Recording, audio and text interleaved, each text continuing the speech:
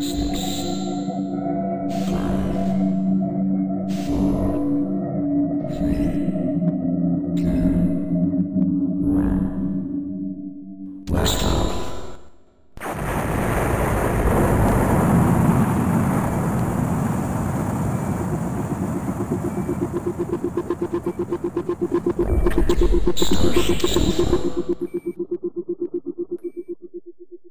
are you happy with the, is it Payat, is that how you... Yeah, Payat. Because that, I'm reading the first one, in Empire, Endures. Byzantine, yeah. And I was telling him that the richness of it is amazing, the depth of it. You know, I didn't even know anything about that little bit of history.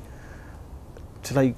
that was the most intense I think I've ever worked. And I also, the most research I'd ever done. I mean, I became completely boring, and in fact more than boring. I think I was probably balmy, because I took in so much information that my only conversation with my kids would ask me, what's for breakfast, and I'd start describing Ukrainian troop movements, between 1919 and 1920 or whatever, And I did really, that really was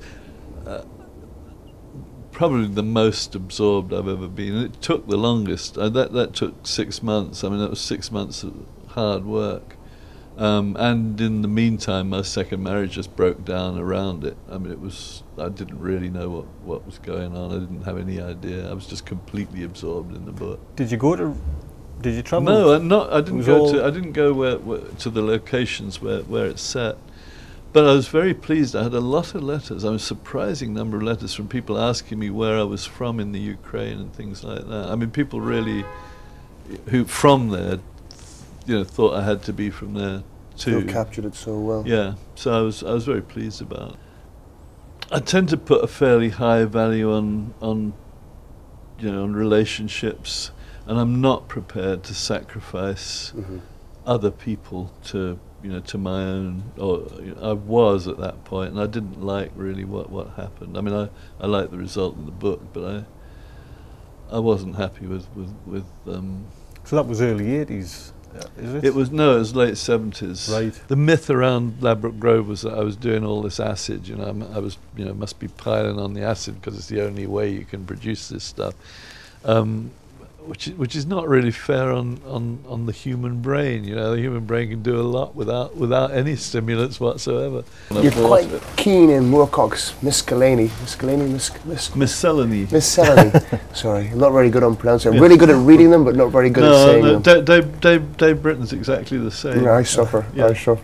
You keep. There's a little page there where you keep track of. People will get back to you and say, "Look, I found this book of yours, 75 quid, in Italy. Is it worth it?" And you're saying, "Well, no, it's not."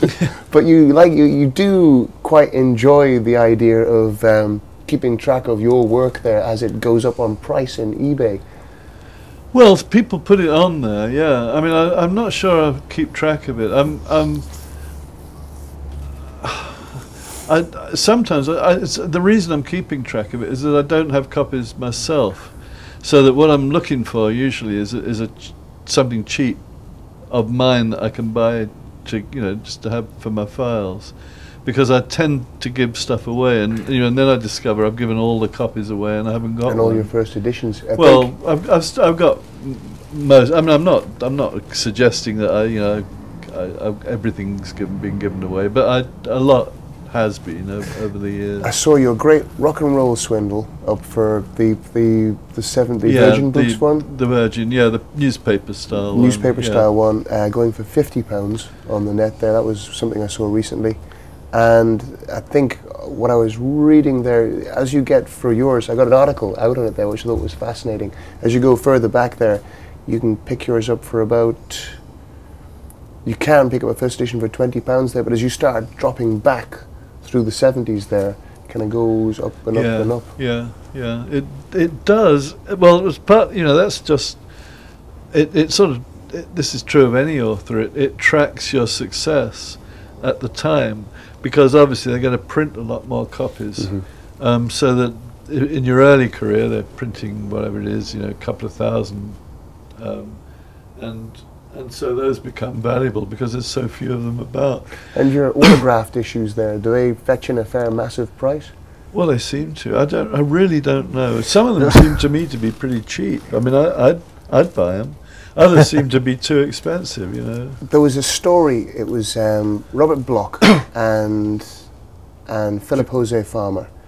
They were in a bookshop and there was a copy of The Fabulous Riverboat, and it was autographed, and the woman said to Philip Jose Farmer, the reason why it's so expensive, it was a couple of $100 or something, is because it's actually autographed by the author to another author.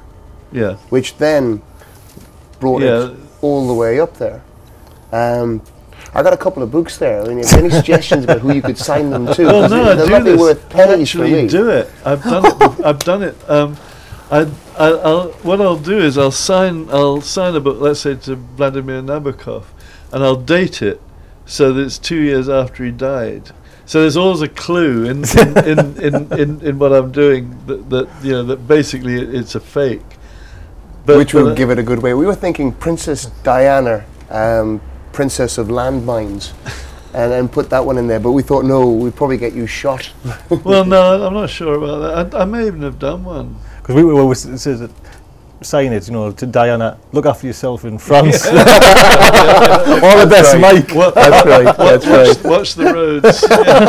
See you next week. Kind of just cowboy, what's wrong with you? You're brutal and scared, and destroy all the things which bewilder you. I tell you what, I was always fascinated is, you know, you're saying like Alfred Bester is there someone, do you follow like the science fiction field, and is there someone in 2007 that you kind of... No, I mean, in a word, no. You don't follow it, or there isn't anybody? Well, I think I like China Miéville quite a bit. I mean, of all the writers that I don't read much science fiction. I mean, I never have read that much science fiction. And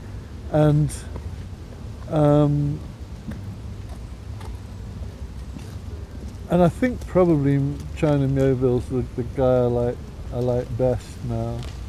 That I will buy his books, will read, you know, whatever comes out. Luckily, he doesn't produce too many, so you know. So you'll buy it without straight off the shelf just because it is. Yeah, or try and get a review copy free. Yeah, of course, yes. But yeah, I like China for a couple of reasons. One is I think he is original. I mean, at least his ideas are often original. I like his politics. I mean, I disagree with him personally on his politics, but I like the fact that he does have very firm, you know, political view, which he doesn't sort of shoehorn into his books, but which is sort of underlying it, you know. And I know that's true of people like Ian MacDonald as well. You know, there are people who kind of, but I just don't happen to like that kind of. I don't like space fiction. So I don't really, I've never really read that very much. And Stars My Destination, in a sense, does have space in it, but that wasn't the real appeal of it to me. And most of the fiction that I like is kind of earthbound. It was when I first started reading it, like Pole and Kornbluth and stuff like that. There's future prediction rather than future earthbound prediction rather than space.